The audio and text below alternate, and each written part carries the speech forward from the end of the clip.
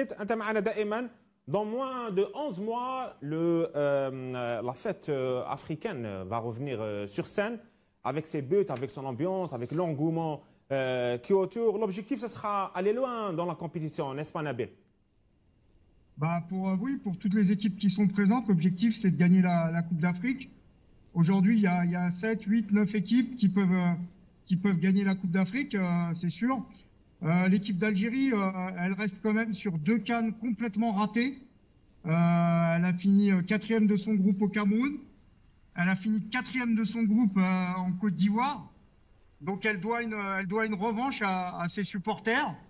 Et c'est vrai que je vous entendais, c'est une Coupe d'Afrique qui est dans une zone favorable aux équipes du Nord. On sait très bien que les équipes du Nord, elles ont du mal à gagner en Afrique subsaharienne, sauf l'Égypte. L'Algérie, elle a gagné 2 Coupes d'Afrique, une en Algérie en 90 et une en 2019 en Égypte. Là, c'est dans le pays voisin, c'est au Maroc. Donc, c'est une zone normalement qui permet aux joueurs algériens de s'exprimer au mieux. Oui, mais on n'est pas parti favori, Nabil. Est-ce que vous êtes d'accord? Non, il y a les favoris. Pour moi, c'est le Maroc, l'Égypte, la Côte d'Ivoire, le Sénégal. Après, je dirais que l'Algérie, ils sont un peu deuxième chapeau. Peut-être avec le Nigeria, la RDC. Voilà, mais je pense que c'est une équipe quand même, quand tu es l'Algérie, tu as toujours des ambitions. Le truc avec l'Algérie, c'est soit c'est une équipe qui va très haut, soit c'est une équipe qui va très bas. Quand elle va très haut, elle gagne la CAN, ou elle arrive en finale ou en demi-finale. Et quand elle va très bas, elle est éliminée au premier tour. Je pense que là, elle n'a pas le droit d'être éliminée au premier tour. C'est un nouveau cycle qui démarre. C'est une équipe qui est en reconstruction, mais c'est une équipe qui a des ambitions. Mon collègue Zine Hammer, journaliste, veut rebondir sur ce que vous dites. Oui, alors bonsoir Nabil, comme on dit, tu es un confrère, je vais me permettre de te tutoyer. Toi qui es en France et sachant que beaucoup de joueurs africains notamment évoluent dans le championnat français, comment est vécu le fait que cette CAN se joue encore une fois en hiver et non pas en été? Bon, il n'y a pas de remarque particulière.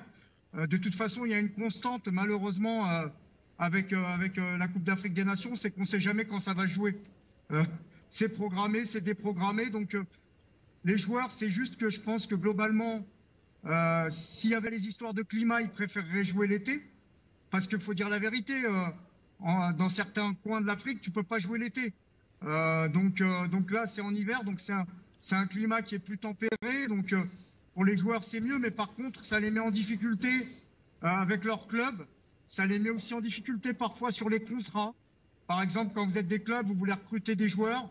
Si vous avez déjà 3 Africains, voilà, c'est ça. Vous n'allez pas prendre 4, 5 Africains parce que vous pouvez avoir un tiers de votre équipe qui peut être absent pendant 3 semaines, 1 mois.